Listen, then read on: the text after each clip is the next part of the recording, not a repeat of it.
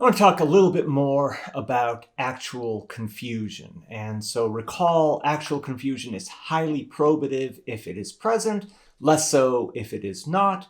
But of course, if there is a long history of competition in the same market without any evidence of actual confusion, the longer the time period of competing marks without there being actual confusion, of course, the better it is for the defendant.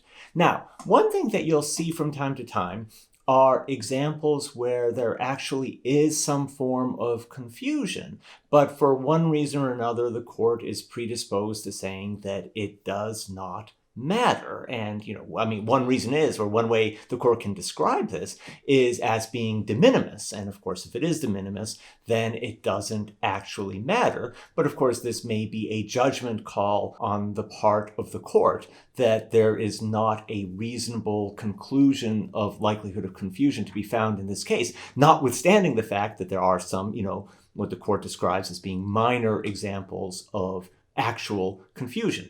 And if you read a lot of trademark cases, you'll start to see certain recurring ways courts can sort of hand wave about the presence of actual confusion in the factual record. So what kinds of things can a court say? A court can say that no rational consumer would be confused, and therefore any consumers who actually were confused were simply inattentive or irrational or not, bringing the requisite level of care. You could say the confusion is de minimis. You could say that the trademark at issue has a very limited scope, right? And so doesn't reach into the areas where consumers were deemed to be confused. The confused consumers may not be part of the relevant purchaser class. Think about how we define consumer sophistication and what is the relevant class of potential consumers. The actual targeted consumers are discriminating, unlike the inattentive potential purchasers who are not necessarily in the actual class of relevant purchasers here. Maybe in the case of surveys, if there's some evidence of confusion, there's just statistical noise. Maybe the confusion is just not substantial enough, just simply not relevant. Maybe to find liability in this particular case would simply be to extend trademark rights too far, and we don't want to do that under the circumstances. Maybe the defendant in question isn't actually, using the mark, and therefore the confusion at issue is not relevant. In any case, there's lots of different ways that a court can hand wave if it is inclined to do so.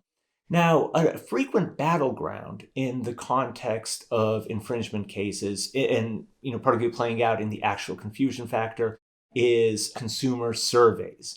And, depending on the circumstances, a court may expect a, really well-capitalized plaintiff, or if we have high enough stakes to bring one forward, but they're expensive. And so they're still not the norm.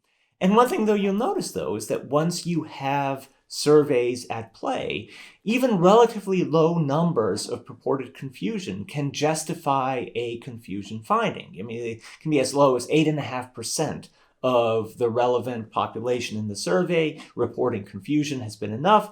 Other cases, though, have tended to find that if you're less than 10%, that's probative of a lack of likelihood of confusion. And so how much potential confusion should there be if there is to be liability? And so here I think, again, we see that the fact inquiry of likelihood of confusion is as much substantive as it is empirical. You have to decide what is the relevant number when we're thinking about how much potential confusion there ought to be before we can say that there's liability. Because, after all, if you have a low, even if you have a very low percentage of potentially confused consumers, that could still translate to a lot of people if the population is sufficiently large. But that kind of points in the direction of, not tolerating any confusion whatsoever. But then what then do we do about consumers who don't exercise ordinary or reasonable care? When you kind of delve into the numbers, somebody believes anything given the circumstances. And so it can't be the case that everything is trademark infringement. And in the case of surveys, there's always going to be this kind of background noise. Every proposition that we can come up with is believed by somebody somewhere. There's this case from 1979, SS Kresge versus United Factory Outlet. And so you had a survey that said 7.2% of consumers believed that the Mart and Kmart where owned by the same people. However, 5.7% of the same people reached the same conclusion as to the Mart and King's department store, which were, completely different. Someone somewhere believes anything. And in any survey, you're going to have a healthy amount, or at least a healthy potential for background noise that needs to be addressed by the presence of a control. And so, another case, you have a situation where a survey found a 25% rate of confusion between the competing products. That sounds really bad, but then it turned out that the survey revealed a noise level of 20%. And so that's good enough to kind of discount the presence of likely confusion when you factor in the control. This problem that surveys deal with, that someone somewhere believes anything, right? I mean, we see it all the time now with the problem of fake news.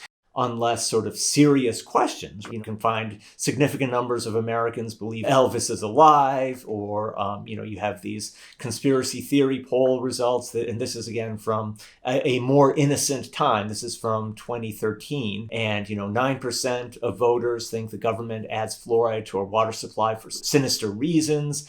14% believe in Bigfoot. 5% believe exhaust seen in the sky behind airplanes is actually chemicals sprayed by the government for sinister reasons. And, my favorite one, 4% of voters say they believe lizard people control our societies by gaining political power. And so what is that? Is that people not paying attention to the question? Is that just the noise? People accidentally clicking yes? Anyway, whatever the reason, or whether people actually do believe this, and again, someone somewhere believes every proposition you could possibly imagine, trademark surveys have to account for that possibility. And once you account for that possibility, and once you start making determinations that certain levels of confusion count and others don't, we are out of the realm of the purely factual inquiry and into the normative.